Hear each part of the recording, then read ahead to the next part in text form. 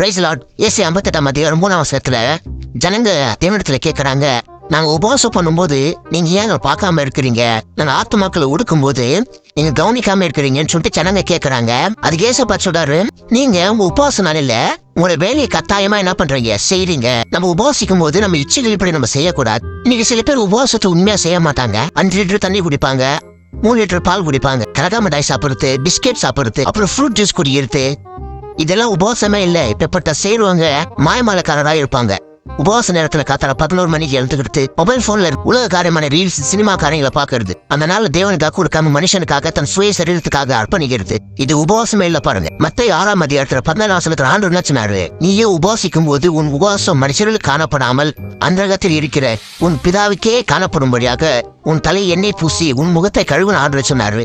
இன்னைக்கு நம்ம உபவாசிக்கும் போது மனுஷனுக்கு தெரியவே கூடாது நம்ம ஃபாஸ்டிங் இருக்கிறோம்னு சொல்லி. சில பேர் துக்க வீட்டுல இருக்கிற மாதிரி மூஞ்சி வச்சுப்பாங்க, அப்படியே சோகமா வச்சுப்பாங்க. ஏன்னா மத்தவங்க கேட்கறேன்ல, என்ன சோகமா இருக்கிற, ஏன் மூஞ்சி வாடி போய்க்குதுனே.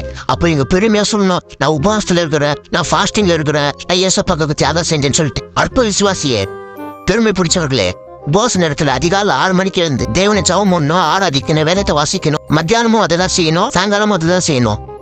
இதுதான் உண்மையான உபவாசமா இருக்குது. அன்னி கூட தாகத்துக்கு கொஞ்சம் தான் நம்ம குடிக்கணும். இது தெரியாமையுள்ள நீங்க ஏசப்பாவை ஏமாத்தின்னு இருந்தீங்க, சப்ப ஊழியக்காரங்களை ஏமாத்தின்னு இருந்தீங்க. எந்த அளவுக்கு சோம்பேறியா இருக்கிறீங்க பாருங்க. உபவாச நேரத்துல சாப்பாடு கூட கண்ட்ரோல் பண்ண முடியல. நீ எந்த அளவுக்கு பெருந்திண்டியா இருக்கிறீங்க, நல்லா சோத்துமாரா இருக்கிறீங்க. ஆண்டவர் சொன்னாரு, தொண்டைக்கு கத்தியவன்னு சொன்னாரா இல்லையா? ஆண்டவர் சொன்னாரு, வயிற்றுக்கு போற போஜனத்தையும் அழிப்புன்னு சொன்னாரா இல்லையா? வசனத்தை மறந்துட்டீங்களா? மனம் திரும்பி தேவனுக்காக உண்மையா உபவாசிங்க, கர்த்தர் உங்களை ஆசீர்வதிப்பார்.